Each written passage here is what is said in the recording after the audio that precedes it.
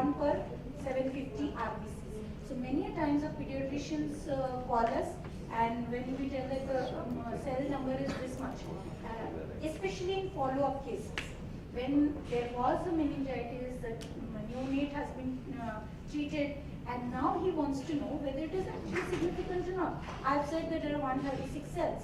Now 136 cells is a big number in a pediatric case.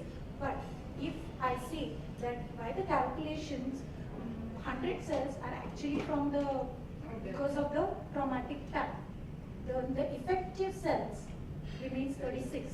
It's insignificant. So it tells him that his treatment is worked. But sometimes it, and the other way also, when the counts were high, and he said, now can you tell me the corrected count, and can you tell me whether it is significant? And I tell him, by the calculations I've counted that there are still 200 to 150 cells in spite of the correction. So it's a corrected DC count. And then he says, okay, then it's still significant. So I still need to look that the child is still not treated, maybe changing the antibiotic, or they will work. So it does help a lot in management, especially in follow-up cases. The last line I'm saying there's a mistake. I think that is from the other year which is come over. Then cytomorphology, we used monocyte stain. I think here you all are used right stain.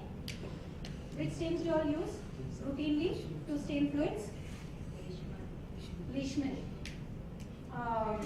Right, and field stain. Field stain also. Okay. Fields, Leishman, what else? That's why I put the Romanovsky. GM. Okay. The standard NABL protocol, I need to tell this because I'm a predecessor NABL. So the standard NABL protocol is you have to make an MGG, Negron World GMSA, and a PAP for all the fluids that come to your laboratory. So if you're not an accredited laboratory, you can still choose your stains. But if you're an accredited laboratory, you have to follow this protocol. So we use that. We use Negron World GMSA and PAP stains.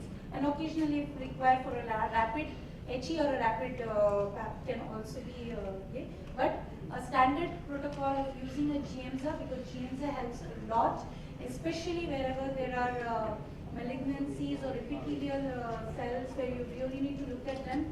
And GMSA gives a different kind of features, while PAP gives a different set of features, and both combined together can make 90% of your diagnosis correct. How much difference do you see between MGG and HNE in the staining? It's not difference, it's the features that you see, because MGG shows you certain kind of features, like say prominent nucleoli, the even a certain mucin stain or something. These features plus the psychological way, the way the cells are MGG gives you a different type of look, while PAP will give you the nuclear layer, the chromatin details. You can see the irregular chromatin. So that mitotic figures very well you can see in PAP. So plus PAP gives you the right kind of MGG tends to cell becomes enlarged over there in MGG. Yeah, that's fine. because MGG smears are air dried, so the cell becomes slightly larger in size. So they tend to look larger. So you can over-diagnose sometimes malignancies. Many times it happens, but when you look at the PAP, you realize that these are probably just macrophages or mesothelial cells which are looking overtly malignant, or they may be just reactive malignant, what we know as reactive atypia. But that criteria is for cytology only, na? Or you require it for differential also? I mean, those stains that you are talking. Even in differentials, in PAP stain, many times it has happened we cannot make out the morphology very well on the GMSA stains, in spite of doing repeated smears, but the PAP helps. I'll tell you certain examples. An exudate with polymorphs, it's a pus which is come. But when you're staining with the GMSA, it's all blotched, degenerated, you can't make out the cell morphology, because the degenerated cells it tend to overlook. But the moment you take it on a PAP, you can see the polymorph, because after all, if you can't see the cell morphology, how do you make a differential? You have to ultimately report. Just because I'm looking at it, I know it is a pus, I can't write. So there many a times it has happened where the cells look overtly atypical on MGG. When we do a PAP, we see that they are actually reactive. So it does, I feel they are very complementary stains and together they really help both. And many times prominent nuclei, like I said, it's very beautifully seen in GMs. I will be showing in the cases I have the slides where I can show you how the prominent nuclei can be very well seen in a MGG but not on a PAP. Then, rapid PET stain, pardon? rapid PET stain, are they good? I think rapid stain, if well done, it's very good. See, basically, I think the stains are more technician dependent than the reagent. A good technician can give you very good smears, bad technician can give you bad smears even with very good stains. So it's mainly the skill of the staining is much more important. Plus, like I said, fluids vary from very thin to very thick. So you need to know how to modify your stain types, and a good technician can really do that well. PAP, some rapid PAP usually helps in very not very thick, and sometimes in thick also. Like I said, that exudate which we couldn't make out with GM's Leishman. We tried every stain and then, but in PAP. One slide and I could see that the polymorphs there, because there was a lot of confusion there. There were certain, I'll show you that case, there were certain cells where it looked lymphoid and there was a differential or something else coming in there. So it needed to be sorted out.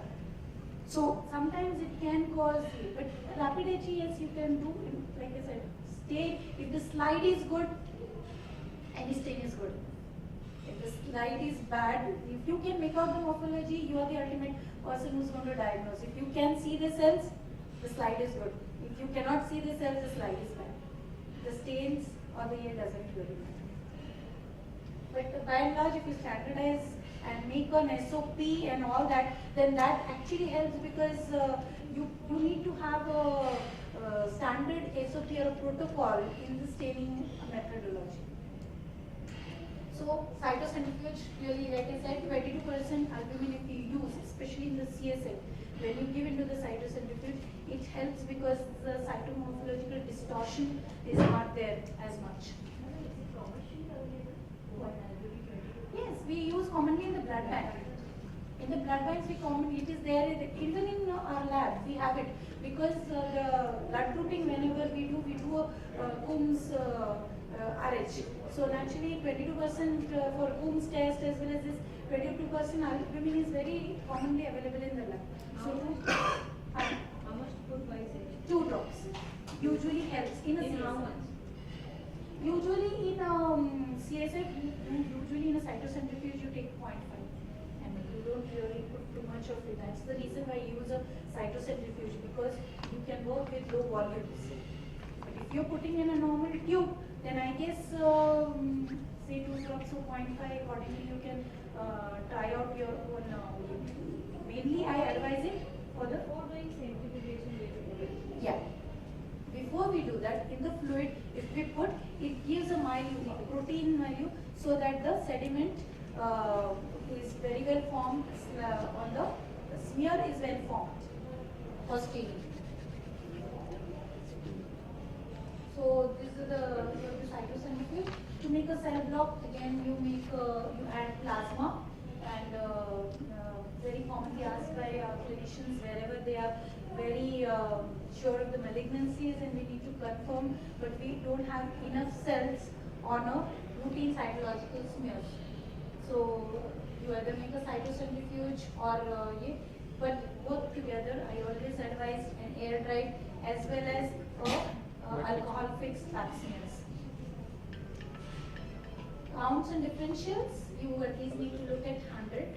In low counts 100, you can go for higher, and even the automated counts can give very good differentials.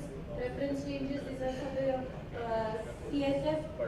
The entire, because the number of cells are limited, especially in CSF, you need to look at all the cells, because sometimes you can miss onto certain cells, and if you count only part of the smear, the differential may vary.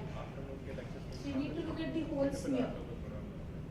And if there are any intracellular organisms or any presence of inclusions, any abnormal cells, the normal differential value is 70% lymphocyte, 30% monocytes. Neutrophils have no business coming into the CSF unless there is probably an injury or an infection or pathology there. So per se it will always be lymphocytes and monocytes. Monocytes more in children, and in adults per se you will only see lymphocytes. Types of cells like the neutrophils, occasionally yes you may come, especially in traumatic taps, you may have the neutrophils coming on, that is the WBC added into the fluid. The macrophages can increase in cerebrovascular accidents or hemorrhages. There can be cytophages also in cerebral hemorrhages.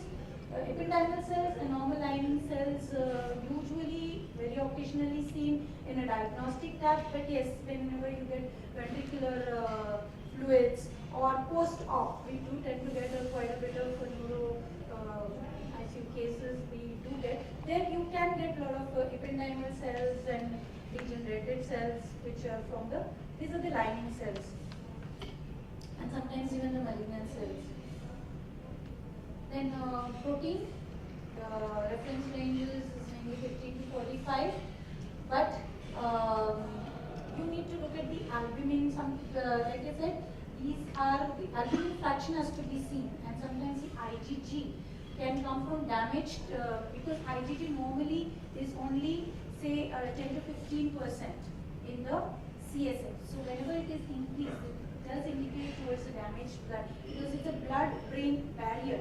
It does not allow either the albumin, the immunoglobulins to come into the, and so if there is increased production, then it does indicate towards a infective or inflammatory process. So I'll elaborate it on to the next year. We have to look into the electrophoresis and decreased levels. Of course, many times when a technician comes, the protein value is just 10 or 5, and because they feel decreased level, but decreased levels have absolutely no. In children, especially neonates, and the values can be abnormally low. Then increased levels in all meningitis, hemorrhages. Then immunoglobulins per se, like in multiple sclerosis, we'll look at the panel in the next slide. Then any kind of a degeneration, any demyelinating diseases can also give rise to an increased TA. Then the most common that we use some diabinding methods to estimate this protein.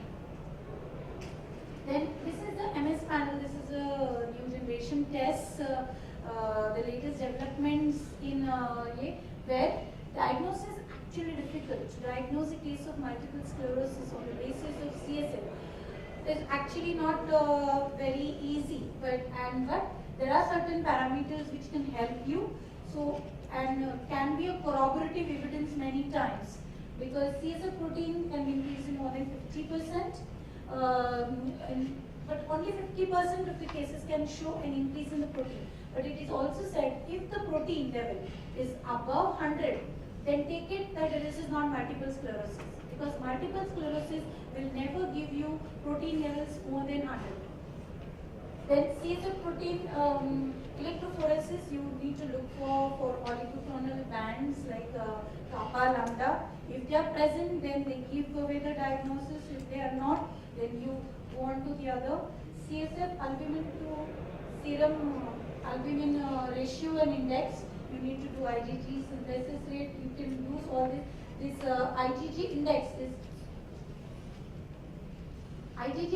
is the new formula. The upper limit 0.8, so it should be below this. If it goes more above than this, then that indicates towards the multiple sclerosis. Then another protein, myelin basic protein, is there. And nowadays the best test I feel is the immunofixation electrophoresis, where you can see the different immunoglobulin levels, whether it is increased levels of IgG can be seen. If IgM ever comes into the then that is very indicative towards multiple sclerosis. Kappa lambda, if at all, if that levels also, if they increase, an IgG level more than 15, can also be indicative towards the multiple sclerosis. Then there are other these proteins. This is just to complete the list.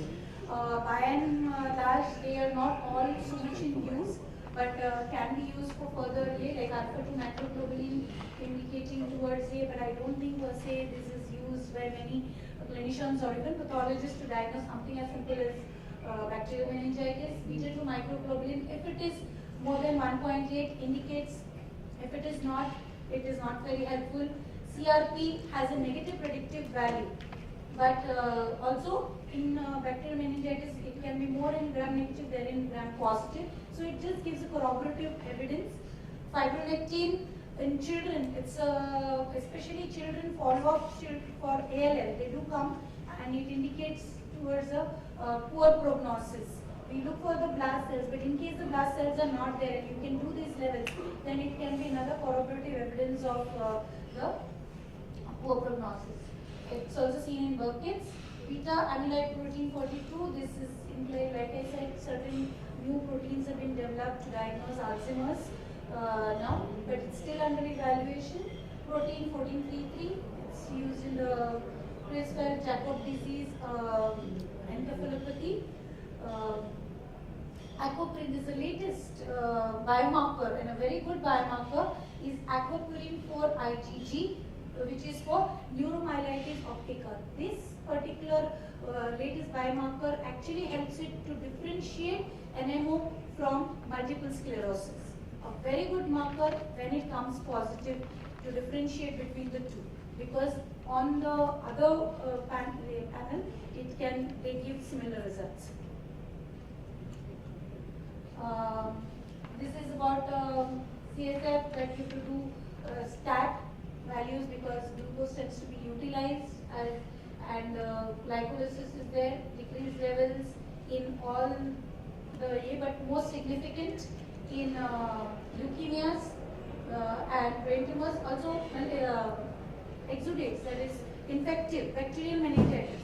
It will never climb up, it will be 10, 20, so it already gives you the diagnosis that it has to be a bacterial meningitis or something that utilizes glucose. The other test biochemical test that you can do, lactate levels can increase, especially in infective etiology, it helps as a corroborative evidence. Not many people I think use it. The blood lactate levels actually help. So CSF lactate levels just an add-on. CSF glutamine in ammonia and encephalopathies, it helps if it does come positive, but may not be positive. CSF enzymes, the LDH mainly can be done, and the LDH levels with the blood can be correlated. Then the microbiological tests, bacterial meningitis, whenever you are suspecting the commonest will be if you get on gram stain, but most commonly you don't get it positive. But in infective bacterial, if it comes positive, it gives you the diagnosis. Culture, but if your gram stain culture is still negative, you can still bank on certain tests like meningococcal, pneumococcal antigen tests, which can differentiate between gram negative, gram positive. Then FTABS, if you're suspecting neurosyphilis, viruses. If you have specific viruses in here, then you can send, but they have to be separately sent for each virus. You can't send here. So if you're suspecting herpes, you can either send the antibody test or the antigen virus. Then fungal cryptococcus antigen test is there. Commonly we do it in India in preparation or nitrosine. I'll be showing you one of the cases. Then aspergillus, this is a new test which is being proposed, galactomannan antigen. Usually in immunocompromised patients like transplants, bone marrow transplants or where aspergillus might be there, and if you've not been able to culture, this test can help reach the diagnosis. Tuberculosis, you all know. Apart from AFP and culture, gene expert, PCR technology, very helpful.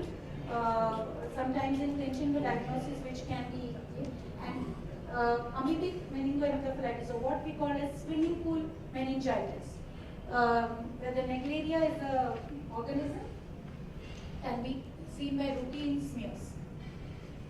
So this is to complete the list, the different types of meningitis, the differential way in which we differentiate between it. Not all cases are so uncomplicated. Most of the cases present with different presentations. Like I said, every fluid tells you a different story. So, but this is by and large a general documentation of the same. These are the cellular okay. Thank you. I think we can go on to some cases discussions. I think I'll invite Dr. Pargoni to have a short break. Sure. I think everybody's toxic. Yes. No, not toxic at all, but we need a little break. So we'll have tea and we, as soon as possible, we'll come back in about 15 minutes. Is it just this? Okay. Okay. Sure. 1882, where they describe the different types of dysmorphic RBCs. Now they use a very high magnification for their phase contrast examination, that is 4,000 to 10,000. Many studies have confirmed these results and were able to differentiate glomerular and non-glomerular bleeding with good sensitivity and specificity. A cutoff of 80% dysmorphic RBCs was used by Fassel and by Bailey and by the Australian group in 1982. Inspired by these results, a study was conducted in CNC Bellu in the early 1990s using a phase contrast microscope. Though Birch and Failey used very high magnification, that is in 4,000 and 10,000 magnification, in our study it was possible to discern the morphology of dysmorphic RBCs even at 400x, that is hyper objective. Despite the smallness of the magnification, morphological descriptions and classifications could be seen and could be reproduced. So this is a classification of red cells in urine as proposed by Roth et al. In 1991. So here the principal forms of dysmorphic erythrocytes can be the ring forms or the donut forms, the vesicular forms, the ruined forms, or the variants of the non-glomerular erythrocytes, which are the double ring forms, the spiked or the crenated forms, the discoid forms, and the ghost cells. So these are pictures from the study which was conducted in 1990. So this is a glomerular cell, which is a ring form, okay, as pointed by the arrow. So these are cells, typical ring-shaped erythrocytes with sharp inner counter, appearing as central punched-out hole. So these are the donut or the ring forms of the dysmorphic RBCs.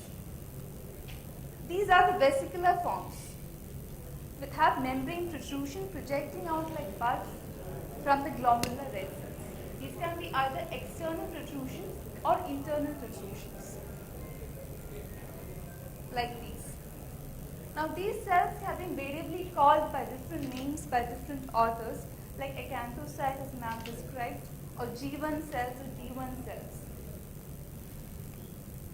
So these are the ruined forms, or severely distorted red cells, as you can see here with a shredded appearance. Now going to the non-glomerular forms, the double rim forms, these are non-glomerular erythrocytes with a fine thin rim which is phase bright and not phase dense and lacking the central punched out hole that we saw in the ring form or the donut form. So you can see the thin rim of phase bright RBCs. So these are the double rim forms. Now these are the spiked or the crenated forms, the non-glomerular biconcave red cells with a typical spike of irregular projections. These are the discoid forms. So here the non-glomerular red cells appear as biconcave disc-shaped cells, as can be clearly seen in these two pictures. So they did not have the punched out hole as seen for donut forms.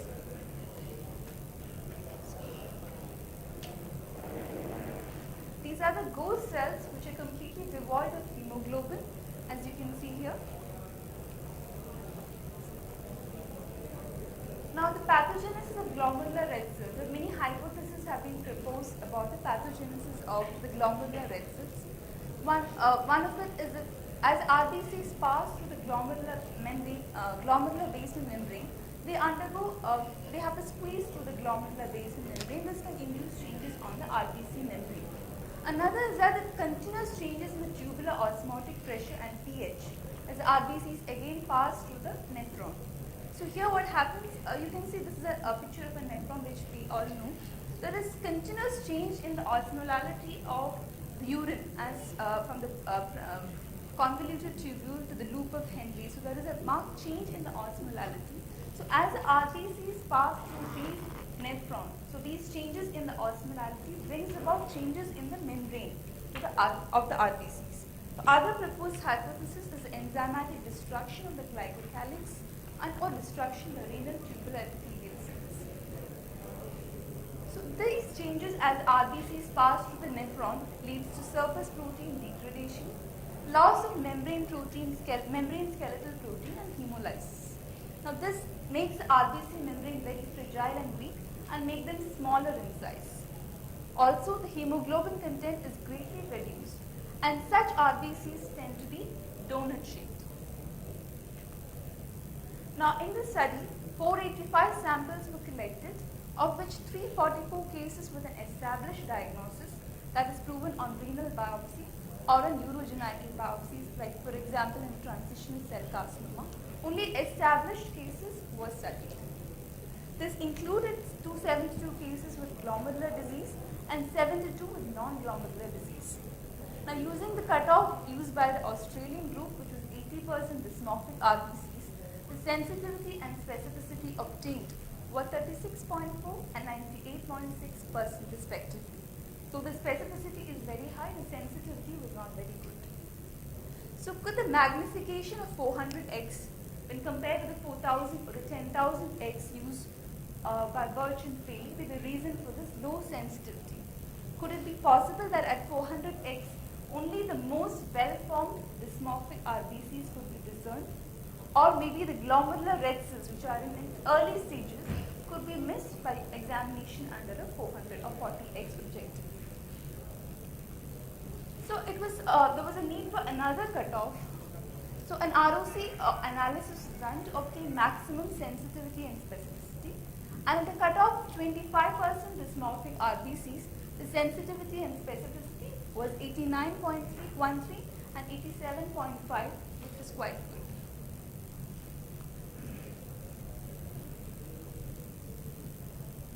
There is considerable uncertainty in the literature regarding the quantification. So at what percentage should we call RBC or hematuria as glomerular or non-glomerular? The cutoff for dysmorphic red cells as being diagnostic for glomerular bleeding ranges from as low as 10% to as high as 80%. The main reason for these differences seem to be the poor definition of what is called dysmorphic. Various authors have tried to describe the dysmorphic cells and with poor reproducibility. We know that pathogenesis of the glomerular red cells could lead to formation of the red cell or small size red cells. Morphological assessment of size is always subjective. If you want to compare a peripheral smear examination of WBCs, the size estimation, that is microcytosis or anisocytosis, is often more subjective, but hyperchromia is more objective. Similarly, the phase dense concept of dysmorphic RBCs is fairly objective, but the size criteria, that the glomerular red cells are smaller in size, is often more subjective criteria.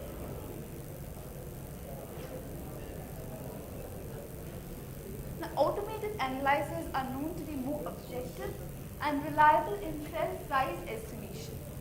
Automated urine analyzers can use this character of the glomerular red cells to provide more objective results for dysmorphic red cells than microscopy.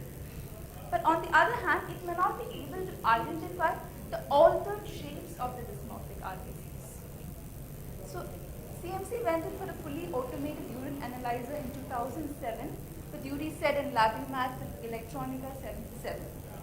But the sediment analyzer here was based on microscopic assessment of centrifuge sediments on a slide and image analysis. Now, though not phase contrast, the resolution was still good, but it did not differentiate the RBCs based on size. Now, the UX1000 flow cytometer differentiates size based on forward scatter which is reflected as a cell distribution histogram. It classifies glomerular and non-glomerular hematuria based on the pattern on this erythrocyte volume histogram. So the Kitasato criteria, which is proposed by the Kitasato University in Japan, can be used to differentiate between the glomerular and the non-glomerular hematuria in automated urine analysis.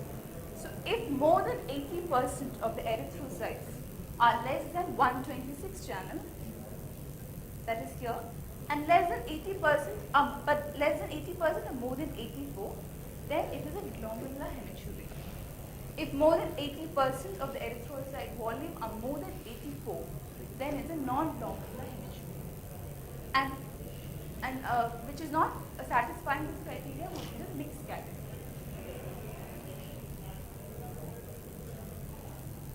So these are a few examples of cases that we analyze. So this is a 30-year-old man which is diagnosed with UTI. Urine culture grew E. coli and enterococcus, and a single peak was seen in the non-glomerular region. You can see most of the RBCs was above the 84 channel cutoff. The research information on the RBC gave a query of isomorphic RBCs. Examination of the peripheral smear showed these isomorphic, the discoid forms of isomorphic RBCs. Now the background also showed numerous WBCs which have a more granular appearance. We can also see the cocci and the bacilli as seen by the culture which grew enterococcus and E. coli. So here this was a case which correlated well with the histogram. Now this was a 36-year-old female who presented with flank pain and increased creatinine. A single peak was seen in the glomerular region as seen on the histogram, and RBC research information gave a query dysmorphic RBC. Now when you look at the histogram, phase contrast microscopy, we found dysmorphic RBCs with phase-dense donut forms and internal vesicles in some. These are phase-dense dysmorphic RBCs which correlated well with the flow cytometer findings. Now this was a case of disseminated filariasis involving peripheral smear and bone marrow with hematuria, pyuria and chyluria. Small phase bright RBCs are seen, as seen here. Now if you compare to another RBC, a normal discoid form of RBC, you see that it's much smaller in size. You would expect these smaller cells to fall in the dysmorphic region. But strangely, we saw that these isomorphic cells also fell in the isomorphic or the non-glomerular region in the histogram, and a flag of isomorphic was given. So morphologically, though they look small, a flag of isomorphic and the peak fell in the isomorphic region.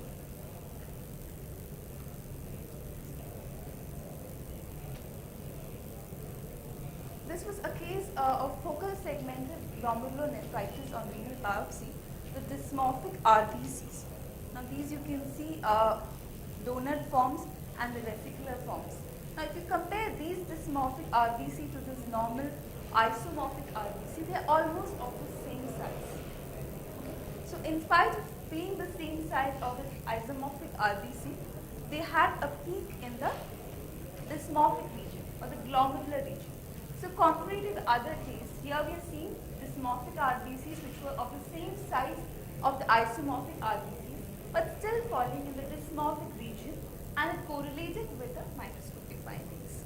Now here you can also see that there is a peak, just a sharp peak just before the RBC peak. There are two peaks here. If you look at the background, you can see small foci. This is an oil immersion peak. Phase contrast and oil immersion. These small foci. So probably this bacterial interference would have been responsible for this double peak in the RBC histogram. Strangely, if you see the RBC research information has not given any flag, despite the RBC histogram falling more than 80% are falling into the dysmorphic non-glomerular region. Probably because of the bacterial interference, the instrument has not given a flag for the dysmorphic RBCs. Now, this was a 53-year-old man with diabetes, hypertension, and chronic kidney disease, and double peak was seen in the histogram with a marked shift to the left, again falling in the dysmorphic region, but no peak, no research RBC information was given by the flow cytometer. Now, if you see the RBCs, they are acanthocyte, vesicular forms, and occasional isomorphic forms can also be seen. The background shows a lot of mucoid material. So, in this case, it could be probably interference from the mucoid material, which is showing the peak in the sharp peak in the RBC histogram, and possibly why the machine is not given any RBC information criteria. Now, the interfering substances like mucus and bacteria can probably overlap with the RBC histogram, shifting the graph to the left. In these cases, the machine does not give a flag for RBC subtype, that is isomorphic, dysmorphic, or mixed. This shows the machine is able to detect the interference from the red cell histogram and is not giving a flag. Now, also another observation that we saw was that the small morphologically small looking RBCs were still flagged and came in the non-glomerular region, while the not so small dysmorphic RBCs appearing in the less than 100 channel in the histogram. So, is the urine analyzer introducing changes in the dysmorphic RBCs and enhancing its flagging capacity? So, is that why we are seeing morphologically small isomorphic RBCs still in the isomorphic or non-glomerular region on the RBC channel?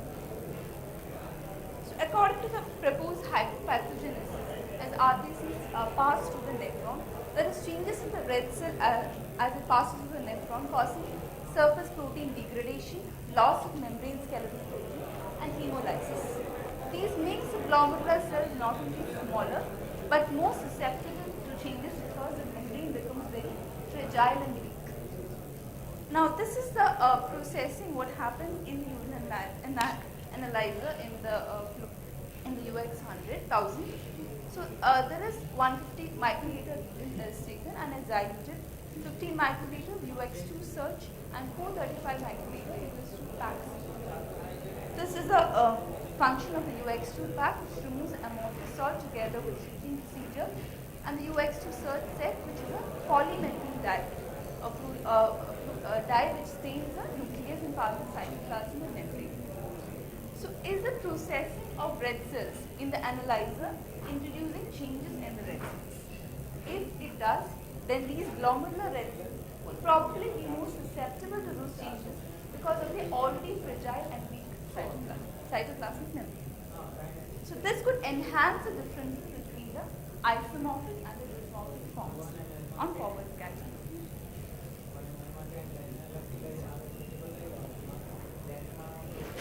Additional data, so this is a scanning electron microscopy from an article which showed marked alterations in the shape. So you can see multiple vesicles, donut forms. So additional data on shape. Now the flow cytometer does not give information on the shape alterations of the dysmorphic RBCs. It gives information based only on the forward scan or the size. So additional data on shape alterations in the RBCs, like for example site scatter information, can provide more information about the origin of the hematuria, provided the processing of the does not disturb its morphology. This can enhance the difference between those intermediate forms, but classification is not possible. So these cells, which we see here, are acanthocytes, or otherwise called the G1 cells, are also called the making of cells. So I would like to thank Dr. Sukesh, who was meticulously gone through each and every one of my slides and helped me with this presentation. I would like to thank the next team also for this opportunity. This is our urine lab. We have two UX 2000